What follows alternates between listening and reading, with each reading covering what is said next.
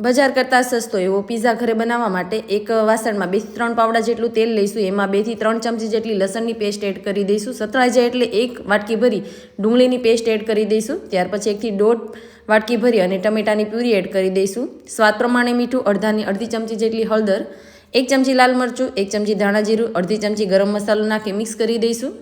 1 ચમચી કાશ્મીરી લાલ મરચું, 1 ચમચી ખાંડ એડ કરી દઈશું. 2 થી 3 ચમચી જેટલો ટમેટાનો કેચઅપ એડ કરી દઈશું. બધું મિક્સ કરી દઈશું. ગ્રેવી ઘટ થાય ત્યાર પછી ગેસની ફ્લેમને બંધ કરી દઈશું.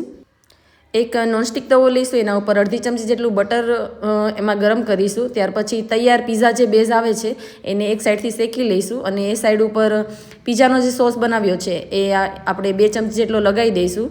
તમને જે પણ પસંદ હોય ચીઝ અને વેજીટેબલ્સથી પીઝાને સરસ એવું ગાર્નિશ કરી દઈશું. ત્યાર પછી એના એ તવામાં બટર લગાવીશું અને 5 થી 7 મિનિટ સુધી ધીમા તાપે એના ઉપર આપણે ગરમ થવા માટે મૂકી દઈશું. ઉપરથી ઢાંકણ ઢાંકી દઈશું અને ત્યાર પછી ચીલી ફ્લેક્સ અને ઓરેગાનો એના ઉપર સ્પ્રિંકલ કરી અને પીઝાને કટ કરી અને એન્જોય કરીશું. તો તમે પણ ટ્રાય કરજો.